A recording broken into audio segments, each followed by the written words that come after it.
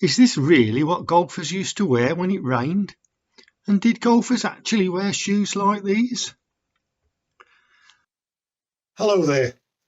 Following on from the mediocre success of the video on golf clothing, here's part 2, rainwear and shoes.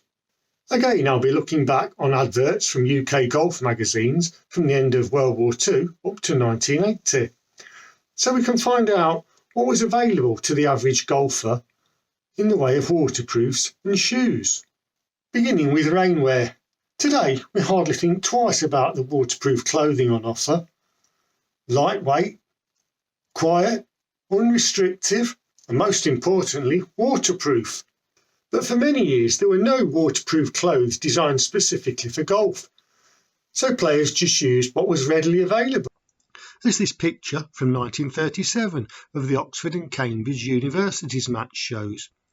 And that was basically the sort of thing a trawlerman or a roadside labourer might wear. By the late 1940s, a few adverts for rainproof clothing began to appear. The first I found was this for J.C. Smith lightweight rainproof overtrousers, made from fine para rubber. Here an advert for Lillywhites, a large department store who stocked a lot of golf equipment. The clothing does look a little cumbersome though. 1948 now, and Grenfell overtrousers, self-lined with elastic waist. This advert from Swallow for a range using self-sealing cloths. Swallow produced gear that actually made the golfer look like they meant business. How waterproof it actually was though, I can't say. We're just over 10 years on from that first picture of the Oxford and Cambridge match, but most golfers were still wearing awful looking waterproofs, like Australian professional Norman von Nieder here in 1948. Another smart looking outfit by Swallow, this time from 1954. And from 1956, this Velco Bobby golf wear, a nylon golf suit, a style that was very popular with golfers for many years, probably because there wasn't much else available. Pictures from the 1956 Curtis Cup match. The outfit on the left looks fine, but that on the right looks very baggy. I wouldn't like to be wearing that on a windy day, get blown away. Swallow again, although Bobby Lock's swing makes it look less fitted and stylish than in previous pictures. These Australian professionals just standing on the tee look smart though. 1961, and here's our man Henry Cotton endorsing airweight suit in nylon. I bet you could hear him rustling from several fairways away. I can understand the claim that it's unaffected by water, but also petrol and oil. What did the golfer get up to in the early 1960s? From the same year, another nylon offering. I can imagine that if the rain didn't get through, then the golfer ended up pretty wet through with perspiration. Swallow again, advertising the Golden Series, which they claim is made from materials 3 times more water repellent than ordinary proofed materials and 10 times more wind resistance. 8 years on from the last advert by Nylite, and here's another Nylite advert, though this chap looks as though he should be appearing in the latest zombie movie. 1970, and something more modern looking, but only showerproof. Our final advert is from 1979 and features a baggy jacket and trouser combination from Helmden, using their experience gained through waterproofing riding suits for jockeys. This short study of rainwear from days past makes me think that we don't realise just how lucky we are with modern fabrics. On to shoes now. In one of the first books on golf instruction, published in 1896, Willie Park Jr. had this to say about footwear. In effect, once more the golfer was adapting something that was readily available and could be used on the golf course. This is the first post-war advert that I found, from 1947. A very sharp heel that I imagine would leave deep impressions on a soft green, fitted with screw-in studs. From 1948, these Lotus shoes with Henry Cotton approval. They have rubber soles designed to work with the footwork of the golf swing. Manfield this time, from 1953. Waterproof and astonishingly light, the advert claims. These Lotus shoes from 1954 feature angled spikes on the inner edge of the soles to retain an absolutely firm grip. 1956 and Lotus again, offering 3 different soles for their golf shoes. Bobby Locke says that they're worth a stroke a hole. I think I'll buy a pair. 2 styles on offer here from Brownlee and Brunton of Glasgow. This is the first advert I've seen showing the once ubiquitous kiltie.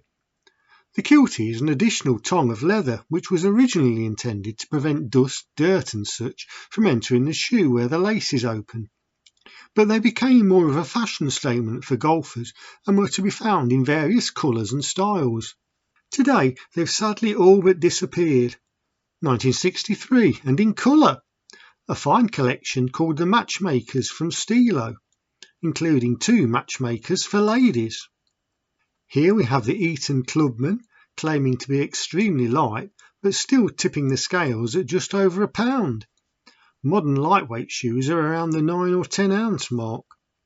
1964 and Gleneagles Golf Masters by Saxone, a traditional look but a hefty 147 shillings. The Stilo matchmakers we just saw were only 89 shillings and 11 pence. And here, Slazenger Ben Hogan shoes. Hush Puppy golf shoes from 1966, half the weight of ordinary golf shoes. I'd guess that they're more of a dry weather shoe though. And these Lotus shoes are designed for summer play. And here is the rest of the range. 1967, man-made uppers in the shape of these Barrett's Arnold Palmer shoes with revolutionary core fam. 1969 and Stilo also offering core fam with some attractive colour combinations in the ladies range. The new Eton moulded golf shoe, the only truly waterproof golf shoes. One-piece moulded construction, but boy these were uncomfortable and did they make your feet sweat. From the same year, Stilo have managed to produce a one-piece moulded shoe in 2 colours. A step above the rest in this double page spread, James Jacobs by Barkers from 1972 at a whopping £16.50 a pair. That's 330 shillings pre-decimal. Colour is really making an impact now. Imagine striding down the fairways in a pair of these Rembrandt shoes from Stilo, spikes tipped with tungsten carbide. The moulded Stilo green sneakers again, Britain's biggest selling golf shoe. Dunlop's Max Dry waterproof shoes from 1973. A colourful collection from Eton. A 2-page spread from 1973 by Lotus showing their Jack Nicklaus golf shoes, a colourway to suit every taste. The expanded Stilo Rembrandt range, even more choice. For the more conservative taste, Stilo's quality range in leather from 1974. The Shoe Star from Dunlop, designed with youthful vigour and flair, so the advert tells us. 1976 brings us these eye-catching shoes by Cheetah. The range of materials and prices to suit each golfer's pocket from Stilo again. New designs from the Lotus Jack Nicklaus collection. Could you see yourself pulling a pair of these on? But traditional styles are still available in 1978, as here from Barrett's. 1978 again, and these heelless shoes from Treetorn, a Swedish company who entered the UK market a few years previously, fitted with tungsten spikes. Also from 1978 and Treetorn, this modern looking design, not too far away from what we wear today. 1980 and that old classic, the Stilo green sneaker. I think I bought my first pair around 1978. Some new colours available too, though I can only remember black and the occasional brown pair being on sale. Stilo again, they must have had some advertising budget. This shoe looks to be following the Treetorn style. To end this advert from, guess who? Stilo, of course. We tend to think of the trainer style as being a fairly recent addition to the golfer's wardrobe, but this Faldo range from 1989 proves that they've been around for at least 35 years, although they still had spikes back then. That ends this second video on golf fashion. I have to admit that today's golf shoes are far more comfortable and lightweight than they have ever been, yet I still yearn for a pair of traditional shoes with kilties, maybe in a startling colour, and definitely with spikes. The crunch of spiked shoes walking to the first tee is a magical sound. Well, thanks for watching. Hope you enjoyed it, and I hope to see you next time. Bye.